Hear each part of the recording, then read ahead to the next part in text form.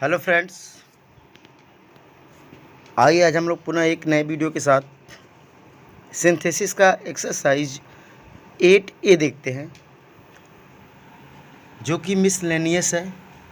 अर्थात यह जितने भी रूल्स आप लोग पढ़े हुए हैं, इन सभी रूल्स का एक तरह से मिक्सअप है। तो आपको सारे रूल्स ध्यान में रखते हुए इस एक्सरसाइज को हल करना है, क्योंकि अभी तक आप लोगों ने जो भी रूल्स पढ़ा उस पर आधारित एक एक्सरसाइज थी, लेकिन यहाँ पर सबका मिश्रण है। एक तरह से आपको सारे रूल्स यहाँ पर केयर करने होंगे कि कहाँ पर कौन सा अप्लाई हो सकता है। तो चलिए सीधे हम चलते टॉपिक पे, विदाउट डिले किए हुए। आप देख सकते हैं आपके सामने स्क्रीन पर फर्स्ट क्वेश्चन दिख रहा है। There are 3 prisoners in the jail. Jail में 3 कैदी हैं। They are to be hanged. उनको क्या उनको फांसी देना है, फांसी दिया जाना है, क्योंकि यहाँ पर टू बी हैंग्ड लगा हुआ है। तो इसका मतलब कि जो 3 कैदी हैं किस लिए है, तो दूसरे वाले सेंटेंस में दे रहा है कि टू बी हैंग्ड, क्योंकि जो दे आर लगा हुआ है यहाँ पर आप देख सकते हैं, जो दे लगा हुआ है, इस दे का क्या मतलब है? दे का मतलब कि 3 प्रिजनर्स की बात चल रही है, तो वापस हमें दे लिखने की आवश्यकता नहीं है। फिर हम दे के साथ आर को भी क्या करते हैं, हटा देते हैं। तो क्या बच गया? To be hanged. तो बस यहाँ दिख रहा है उद्देश्य, एक सेंटेंस का किसी दूसरे सेंटेंस में उद्देश्य दिख रहा है, तो उसे हम क्या करते हैं, टू से जोड़ देते हैं। इन्फिनेटिव टू की क्रिया आपके सामने यहाँ रखी हुई है, तो हम टू से क्या कर देते हैं, जोड़ देते हैं। तो क्या बन जाएगा? There are 3 prisoners in the jail to be hanged. Clear? इसको आप ऐसे कर लेंगे। अब आइए हम दूसरा देखते हैं। He found a purse. उसने एक पर्स पाया। He was walking on the road. वह रोड पर टहल रहा था। हमने आपको बताया कि जब भी एक कार्य कंटिन्यू हो और उसी दौरान दूसरा काम हो रहा हो, तब तो जो काम पहले हो रहा था वो अब भी हो रहा है। जैसे कह दिया कि उसने एक पर्स पाया। He was walking on the road. वह रोड पर टहल रहा था। तो टहलने वाला जो कार्य वो कंटिन्यू है, तो इसको हम क्या करते हैं, वाइल का प्रयोग करते हैं यहाँ पर। अर्थात हम कैसे बनाएंगे, देखिए, ही फाउंड ए पर्स, फिर हम क्या लिखेंगे, ही वापस आया हुआ है, तो हम क्या करते हैं, काट देंगे, वॉच को हटा देंगे। अब क्या बच गया, वॉकिंग ऑन द रोड। तो हम यहाँ पर एक जो नियम है सिंथेसिस का, उस नियम के तहत आप पढ़े होंगे, तो इसको हम क्या लगाते हैं, वाइल से जोड़ते हैं। तो I found purse while walking on the road. तो आप जानते होंगे कि इसमें क्या नियम लगता है, कि जो 8-9 नियम आप पढ़े हुए हैं सिंपल सेंटेंस बनाने का, इसमें आपने ये भी देखा होगा कि जिरंड या नाउन के पहले प्रीपोजिशन का प्रयोग करके भी बनाते हैं। तो बस यहाँ आप देखिए, आपको एक यहाँ पर वर्ब में एनजी लगा हुआ जिरंड मिल रहा है, वॉकिंग ऑन द रोड। तो इसके पहले आपको क्या लगाना है, एक प्रीपोजिशन लगाना है। तो ही फाउंड ए पर्स, अब ही दोबारा आया हुआ है, वॉच को हम क्या कर देंगे, काट देंगे। फिर अब वॉकिंग के पहले आपको एक प्रीपोजिशन लगाना है, और जब कोई एक कार्य कंटिन्यू हो और दूसरा कार्य हो रहा हो, तो वहाँ पर हम वाइल प्रीपोजिशन का प्रयोग करते हैं। तो कैसे बनेगा, he found a purse while walking on the road. He found a purse while walking on the road. इसको आप ऐसे कर लेंगे। Clear? While walking on the road ऐसे कर लेंगे। क्लियर? जब भी कंटिन्यूटी हो कि एक कार्य कंटिन्यू हो रहा है और दूसरा काम उसी दौरान हो जाए, तो वहाँ पर हम वाइल का प्रयोग करके बना लेते हैं। तो he found a purse while walking on the road, अर्थात हमने क्या लगा दिया यहाँ पे, ही वाज को हटा करके क्या लगा दिया, वाइल। समझ गए? तो इसको हम ऐसे कर लेंगे। अब आगे हम नेक्स्ट देखते हैं। नंबर 3, Archana lost her book. Archana ने अपनी पुस्तक खो दी। It was a costly book. यह एक महंगी पुस्तक थी। She lost it last evening. उसने इसे पिछली शाम को खोया या खो दिया। अब यहाँ पर आपको ध्यान देना है। क्या ध्यान देना है, क्योंकि आप पढ़े होंगे सिंपल सेंटेंस में बहुत सारे नियम हैं, जिसमें से एक नियम आप देखे होंगे एडजेक्टिव का प्रयोग करके भी था। तो आपको ध्यान में रखना होगा कि यहाँ पर जो कॉस्टली आया हुआ है ये क्या है, कॉस्टली इस पुस्तक की विशेषता बतला रहा है कि जो बुक है वो कैसी कॉस्टली है। तो बस अर्चना ने जिस पुस्तक को खोया तो वो कैसी थी, कॉस्टली थी। तो अर्चना लॉस्ट हर, फिर हम क्या कर देंगे, लिख देंगे कॉस्टली बुक। अब दोबारा बुक लिखने की आवश्यकता है नहीं, तो हो जाएगा अर्चना लॉस्ट हर कॉस्टली बुक। अब क्या बचा, सी लॉस्ट, फिर सी लगा हुआ अर्चना के लिए, इसको काट दीजिए, लास्ट को पुनः काट दीजिए। इट जो आया हुआ वो किसके लिए आया हुआ है, इसी बुक के लिए आया हुआ है, तो दोबारा हम इट को नहीं लिखेंगे। बचा क्या, लॉस्ट इवनिंग। तो बस Archana lost her costly book lost evening, ऐसे कर लेंगे। क्लियर। अब हम आगे का देखते हैं। He was disheartened, he committed suicide. Disheartened का मतलब होता है हतोत्साहित होना, वह हतोत्साहित था, उसने आत्महत्या कर लिया, कमिटेड सुसाइड। तो इसका मतलब ये हुआ कि आत्महत्या करने के पीछे क्या है, कारण था। क्योंकि यहाँ ध्यान देंगे आप, यहाँ ही लगा हुआ है, यहाँ भी ही लगा हुआ है, तो निश्चित रूप से जब दोनों में ही लगा हुआ है तो ये बनेगा प्रेजेंट पार्टिसिपल से ही बनेगा। अब प्रेजेंट पार्टिसिपल का अगर नियम आपको याद होगा, जब दो सब्जेक्ट सेम है दोनों सेंटेंस के, तो यहाँ प्रेजेंट पार्टिसिपल या परफेक्ट पार्टिसिपल भी हो सकता है। तो अब ध्यान देना है कि यहाँ प्रेजेंट पार्टिसिपल लग रहा है कि परफेक्ट पार्टिसिपल लग रहा है। तो आपको एक चीज़ यहाँ ध्यान देनी है कि यहाँ वाच के बाद लगा हुआ है डिसहार्टेंड। अब ये वास्तव में जो डिसहार्टेंड है, जरूरी नहीं कि नहीं वाच के बाद वर्ब के थर्ड फॉर्म लगी हो जिसमें डी लगा हो, तो ये पैसिव वॉइस हो। यह जो डिसहार्टेंड है यह एक एडजेक्टिव है। क्या है, एक एडजेक्टिव है। और जब वाच के बाद कोई विशेषण हो तो इसको हम बनाते हैं बीइंग से। कैसे बनाते हैं, बीइंग से। तो कैसे बन जाएगा, बीइंग डिसहार्टेंड। क्लियर। अब इसके बाद हम लिखेंगे, कामा लगाएंगे, ही कमिटेड सुसाइड। क्लियर। क्योंकि पता है आपको, जब हम बीइंग लगाते हैं अर्थात एक में कारण और दूसरे में परिणाम हो, तो ये कारण था, हतोत्साहित होने के कारण उसने आत्महत्या कर लिया। तो बस बीइंग डिसहार्टेंड, ही और वाज जो यहाँ से पहले वाले सेंटेंस में, इसको हटा देंगे। बीइंग डिसहार्टेंड, कामा लगाइए, ही कमिटेड सुसाइड, और इस तरह से बना लीजिए। आइए हम नेक्स्ट देखते हैं। It was Sunday morning, Sunday morning थी। ही वेंट टू मार्केट, वह बाजार गया। ही वेंट टू बाई टॉयस, वह खिलौना खरीदना चाहता था। He wanted to buy toys. अब एक सेंटेंस दो बार लिखा हुआ है। अब आप सोचिए ज़रा, इस दोनों सेंटेंस का क्या मतलब है। फिर नीचे लिखा हुआ है फॉर हिज यंगर ब्रदर। तो मुझे बताइए, he went to buy toys, he went to buy toys, दोनों सेम सन है। और पहले वाले इसमें भी देखिए, he went to market, he went to market, अर्थात he went, he went, he went, ये कई बार रिपीटेड है। तो हम बनाते समय क्या करेंगे, इसको आप बिल्कुल ध्यान से समझिएगा। हम कैसे बनाएंगे, क्या इसमें नियम हमारा फॉलो होगा, चलिए इसको हम लोग देखते हैं। तो देखिए, पहली बात कि यहाँ पर देखिए क्या लिखा हुआ है, it was Sunday morning, it was Sunday morning. पहले इसको आप ध्यान दीजिए। तो यहाँ रविवार की सुबह होने के कारण, यहाँ से सही निकल रहा है ना कि रविवार के सुबह होने के कारण वह मार्केट गया।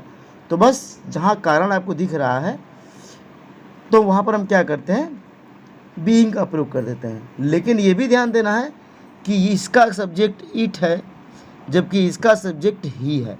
जब सब्जेक्ट अलग हो जाता है तो वहाँ पर हम बीइंग जरूर लगाते हैं, लेकिन नॉमिनेटिव एब्सोल्यूट का प्रयोग करते हैं।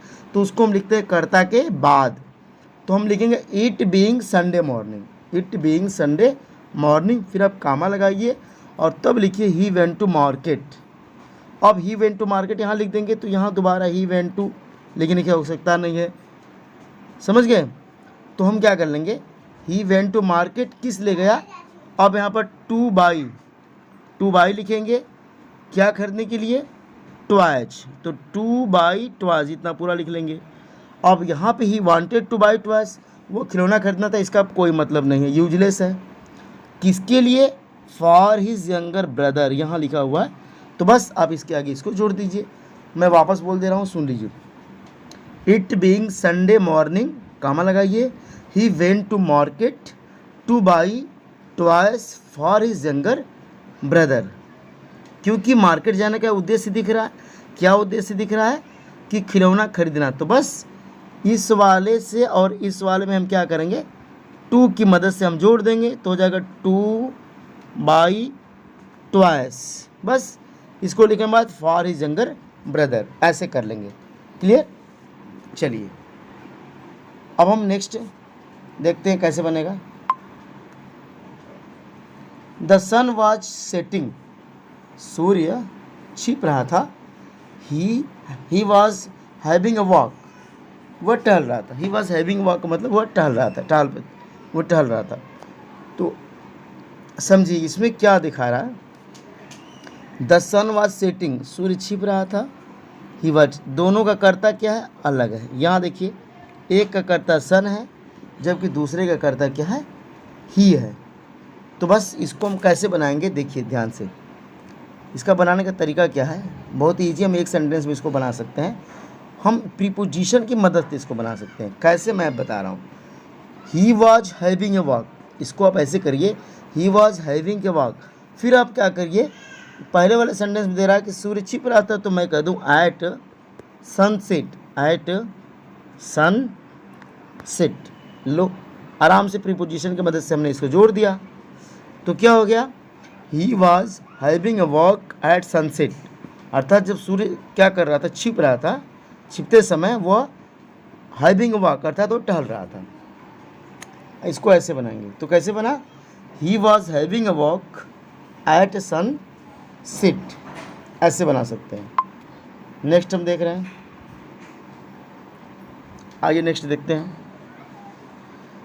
Tulsidas was a great poet, Tulsidas एक महान कवि थे। ही रोड द रामचरितमानस, उसने रामचरितमानस लिखा। It is the holy book of the Hindus, यह हिंदुओं की प्रसिद्ध पुस्तक है। चलिए देखिए क्या लग रहा है इसमें आपको, क्या तुलसीदास के बारे में कोई आपको एडिशनल इन्फॉर्मेशन मिल रही है? जी हाँ, ज़रूर मिल रही है। क्या मिल रही है? कि वह एक महान कवि थे, ये पता चल गया। और क्या इन्फॉर्मेशन है? कि उन्होंने रामचरितमानस लिखा। ठीक, तो आप देखिए कैसे हम करेंगे, ज़रा सोचिए। आपको पता होना चाहिए कि हम कब करते हैं केस इन ए पोजीशन। जब हम केस इन ए पोजीशन में लिखते हैं तो क्या करते हैं, हम जिसके बारे में विशेष जानकारी मिलती है जस्ट उसके बगल में लिखते हैं। तो क्या लिखेंगे? हम लिखेंगे तुलसीदास, फिर हम कामा लगाएंगे। क्या लगाएंगे? कामा। कामा लगाने के बाद इस वाच को यहाँ से हटा देंगे। कामा लगाने के बाद क्या लिखेंगे? क्या इन्फॉर्मेशन मिल रही है? एक ग्रेट पोएट, तुलसीदास एक ग्रेट पोएट। फिर हम एक कामा और लगाएंगे, क्योंकि आपको पता है केस एंड पोजीशन में हम इनको 2 कामा के बीच में लिखते हैं। तो बस तुलसीदास एक ग्रेट पोएट। ठीक, इसके बाद ही जो आया वो तुलसीदास के लिए आया, इसको हटा दीजिए। फिर उसके आगे लिखिए रोड द रामचरितमानस। क्या रामचरितमानस के बारे में भी कोई सूचना मिल रही है आपको? जी हाँ, मिल रही है, क्योंकि यहाँ दिया हुआ है the holy book of the Hindus. तो बस रामचरितमानस के बाद फिर एक कामा लगाइए और लिखिए the holy book of the Hindus, और इसके बाद लगा दीजिए फुल स्टॉप। क्लियर? समझ गए? इसका मतलब हमको रामचरितमानस के बारे में भी सूचना मिल रही है और तुलसीदास के बारे में भी सूचना मिल रही है। तो बस जिसके बारे में एडिशनल इन्फॉर्मेशन मिल रही है उसके बाद कामा लगा के लिख दीजिए। तो तुलसीदास एक ग्रेट पोएट थे, जबकि रामचरित एक क्या थी? होली बुक थी। होली बुक है तो उसको बगल में हमने लगा दिया। चलिए मैं एक बार वापस बोल दे रहा हूँ। तुलसीदास कामा लगाइए, एक ग्रेट पोएट, फिर कामा लगाइए, रोट रामचरितमानस, फिर कामा लगाइए और फिर लिख दीजिए the holy book of the Hindus. इस तरह से कर लीजिए। अब हम देखते हैं 8वां। Ram was the son of king Dasharath, Ram राजा दशरथ के पुत्र थे। ही वाज बैनिस्ड, उन्हें वनवास कर दिया गया। तो अब ध्यान समझिए कैसे बनेगा, बिल्कुल ध्यान समझिए। यहाँ भी आप देखिए क्या इन्फॉर्मेशन मिल रही है क्या आप लोगों को। राम, राम कौन थे? तो यहाँ सूचना मिल रही है the son of king Dasharath, ये जानकारी मिल गई। तो बस इसी पे हम बना देंगे उसी तरह केस इन पोजीशन की तरह। राम लिखिए, कामा लगाइए, the son of king Dasharath लिख दीजिए। इसके बाद फिर कामा लगाइए, फिर वापस यहाँ ही लिखने की आवश्यकता नहीं है, वाज बैनिश्ड लिख दीजिए और फुल स्टॉप लगा दीजिए। क्लियर? राम कामा लगाइए, the son of king Dasharath, फिर कामा लगाइए, वाज बैनिश्ड। इस तरह से बना रही है। अब हम देखते हैं 9वां। Ashok was the emperor of India. Ashok Bharat के सम्राट थे। He worked for the betterment of his people. उन्होंने अपने जनता के अच्छे के लिए काम किया, भलाई के लिए काम किया। He was very kind and generous. वह बहुत दयालु और उदार थे। तो अब सुनिए, क्या इसमें आप लोगों को कोई एडिशनल इन्फॉर्मेशन मिल रही है? जी हाँ मिल रही है। क्या मिल रही है? ध्यान से समझिएगा। तो मुझे ये पता चला है क्या इन्फॉर्मेशन मिली है। सूचना ये मिली है कि जो अशोक है वो क्या है, तो आप कह देंगे कि द एम्परर ऑफ इंडिया। तो क्या करेंगे, हम अशोक लिखेंगे, फिर आवाज को हटा देंगे, फिर हम कामा लगाएंगे। लेकिन आपको ध्यान ये भी देना है कि he was very kind and generous. तो एक विशेषता भी यहाँ पर दी गई है। तो आपको रूल याद होगा, जब हमने बताया था एडजेक्टिव का वाला प्रयोग, तो हम क्या करते हैं, जिसकी ये विशेषता बतलाते हैं उनके पहले इनको लिख देते हैं। तो बस वेरी काइंड एंड जनरस हम कहाँ लिख देंगे, एम्परर के पहले लिख देंगे। कहाँ लिख देंगे, एम्परर के पहले। तो अशोक कामा लगाइए, the very kind and generous emperor of India. Clear? अब देखिए, इसके बाद हम लिखेंगे, कामा लगाएंगे क्योंकि ये केस इन पोजीशन है। कामा लगाने के बाद क्या लिखेंगे, worked for the betterment of his people. समझ गए? तो इस तरह से बना लेंगे। क्लियर? चलिए, अच्छी बात है। आइए हम देखते हैं 10वां। He is a student of class 12। He is very intelligent. वह कक्षा 10 का विद्यार्थी है, कक्षा 12 का विद्यार्थी है। वह बहुत बुद्धिमान है। तो बस क्या पता चल रहा है इसमें, आपको कुछ इसके बारे में जानकारी मिल रही है। आइए हम देखते हैं क्या जानकारी मिल रही है कि जो ये स्टूडेंट है, ही इज़ ए स्टूडेंट, जो ये स्टूडेंट है इसकी विशेषता क्या है कि बहुत बुद्धिमान है। तो बस जब आपको पता है कि एक सेंटेंस का दूसरे सेंटेंस में विशेषता बतलाई गई हो, तो बस उसको कहाँ लगाते हैं, उसके पहले। तो क्या हो जाएगा, he is a very intelligent student of class 12। इस तरह से बना लेंगे। क्लियर? वापस मैं बोलते रहा हूँ, ही इज़ ए, अब स्टूडेंट की विशेषता क्या है, वेरी इंटेलिजेंट। तो he is a very intelligent student of class 12। इसको इस तरह से बना लेंगे। अब हम देखते हैं 11वां।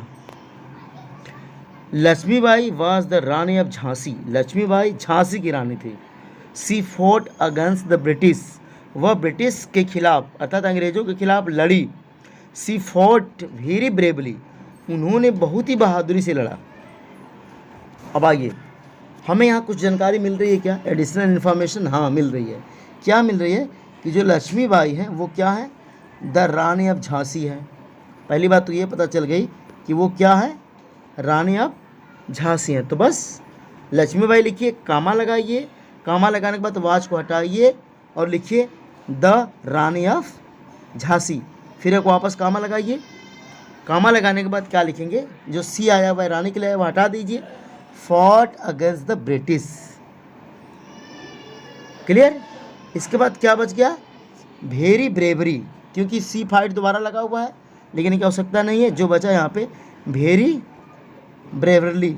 तो बस कैसे बना, लक्ष्मीबाई कामा लगाइए, वाज को हटाइए, दी रानी अब झांसी लिखिए, फिर सी फाट लगा हुआ है, सी रानी के लिए लगा हुआ है, हटा दीजिए, फॉट अगेंस्ट द ब्रिटिश, फिर सी फाट दोबारा, इसको हटा दीजिए, वेरी ब्रेवली अर्थात बहुत ही बहादुरपूर्वक।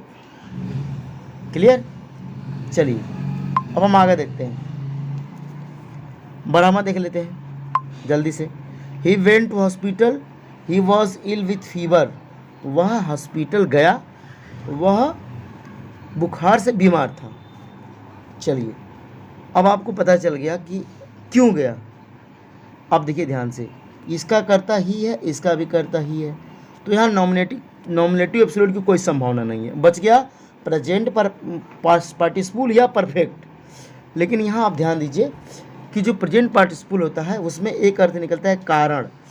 तो ध्यान समझिएगा, यहाँ पर देखिए ही वेंट टू हॉस्पिटल, वह बाजार गया, he was ill with fever, तो बीमार होने के कारण वह बाजार गया।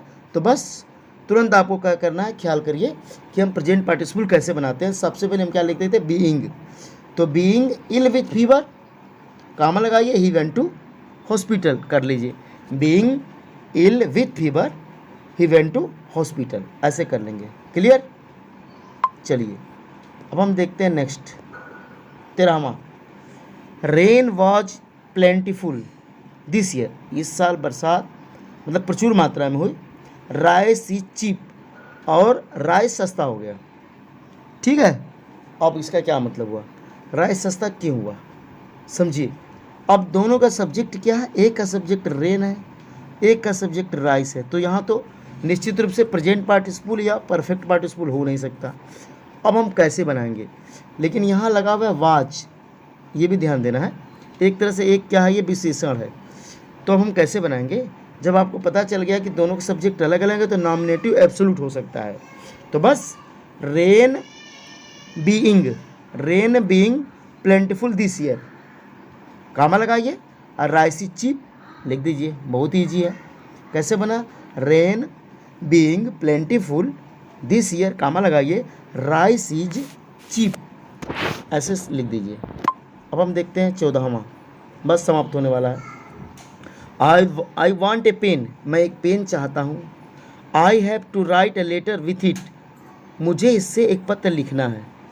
ठीक है, पेन किस लिए चाहिए, लिखने के लिए, ए लेटर, तो इसका मतलब यहाँ उद्देश्य दिख रहा है, उद्देश्य वालों को हम क्या करते हैं, इन्फिनेटिव टू की मदद से लिख देते हैं। तो बस अब बना लीजिए, आई वॉन्ट ए पेन, किस लिए, to write a letter, to write a letter. Clear, I want a pen to write a letter. अब इसके साथ जो प्रीपोजिशन लगा हुआ है विथ, इसको भी हम लगा रहने देंगे, हटाएंगे नहीं। तो क्या बना लेंगे, I want a pen to write a letter with, समझ गए, क्योंकि यहाँ पर जो इट लगा हुआ वो क्या है, पेन के लिए है, विथ इट, तो हमें दोबारा लिखने की आवश्यकता नहीं है क्योंकि ऑलरेडी हमने एक बार लिख दिया है। तो कैसे बनाएंगे, I want a pen to write a letter with, full stop. अब हम देखते हैं नेक्स्ट, अगला 15वां, last year mister Sharma went to England, पिछले साल मिस्टर शर्मा इंग्लैंड गए, his brother went with him, उनके भाई भी उनके साथ गए।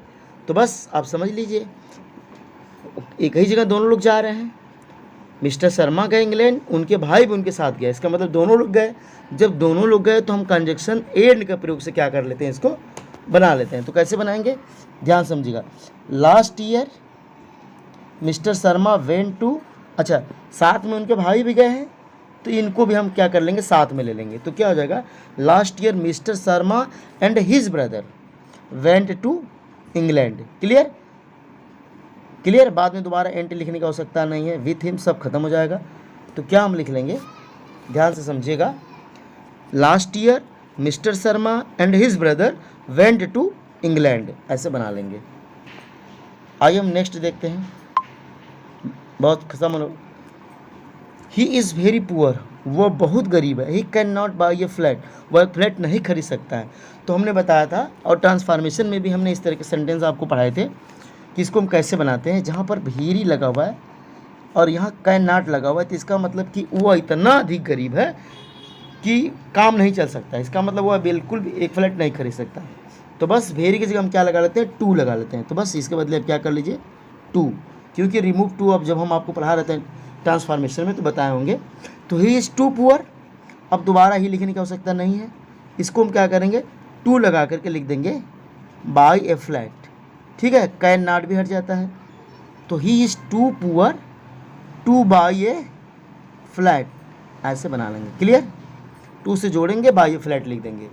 जहाँ भी ऐसे हो ही कैन नॉट, इस तरह से इसको हम हटा देते हैं और टू से जोड़ करके बाई ए फ्लैट लिख देंगे। तो he is too poor to buy a flat, वह इतना अधिक गरीब है कि वह फ्लैट नहीं खरीद सकता है। इसका मतलब ये हुआ। आइए अब लास्ट 17, ही डिसमिस्ड हिज सर्वेंट, उसने अपने सर्वेंट को डिसमिस कर दिया, अर्थात नौकरी से निकाल दिया। ही वॉज ए फूल, वह एक मूर्ख था। क्यों निकाला? ये पता चल रहा है कि उसका नौकर क्या था, मूर्ख था। समझ रहे हैं? आइए, तो इसका मतलब क्या हुआ कि एक तरह से विशेषण है। जब ये विशेषण है तो हम क्या करेंगे, किसके पहले लगाएंगे, जिसके लिए बताया गया है, तो बस कहाँ लगा देंगे, यहाँ लगा देंगे। तो ही डिसमिस्ड हिज सर्वेंट की विशेषता बतला रहा है, तो हिज फूल सर्वेंट, ही डिसमिस्ड हिज फूल सर्वेंट। समझ गए? अर्थात सर्वेंट के पहले हम क्या लगा देंगे, फूल लगा देंगे, क्योंकि ये इसी की विशेषता बतलाया जा रहा है, नौकर की। तो he dismissed his fool servant, he was, इसका आप कोई मतलब नहीं, हटा देते हैं। अब चलिए हम लोग लास्ट देख लेते हैं फटाफट। He went to market, Mohan also went with him, तो बस sorry, I went to market, Mohan also went with me, मैं बाजार गया, मोहन भी मेरे साथ गया। तो फिर आप कंजक्शन एंड का प्रयोग कर लीजिए। तो कैसे बनेगा, मोहन एंड आई, क्या बना लेंगे, मोहन एंड आई। फिर हम क्या कर देंगे, मोहन आल्सो दोबारा लिखा हुआ है तो इसको हटा देंगे, इसकी कोई आवश्यकता है नहीं। तो मोहन एंड आई। अच्छा, आपको ये लग रहा है कि मैं मोहन पहले क्यों लिख रहा हूँ, तो आपको बता दें कि एक नियम है सिंटेक्स का, कि जब इनको हम लिखते हैं एक साथ कई पर्सन को, तो इनका जो क्रम होता है वो 2 3 1 होता है, सेकेंड पर्सन, थर्ड पर्सन, इसके बाद फर्स्ट पर्सन लिखा जाता है। तो यहाँ हम सबसे पहले क्या लिखेंगे, थर्ड पर्सन लिखेंगे, फिर लिखेंगे फर्स्ट पर्सन, अर्थात Mohan and I went to market. समझ गए? फिर दोबारा विथ लिखने की आवश्यकता नहीं है, कुछ नहीं लिखने की आवश्यकता है। तो Mohan and I went to market, और इस तरह से उसको बना लेंगे। क्लियर? तो ये रही आपकी एक्सरसाइज। बहुत ही कम समय में हम लोगों ने इसके सारे जो प्रश्न हैं एक्सरसाइज के सॉल्व कर लिए।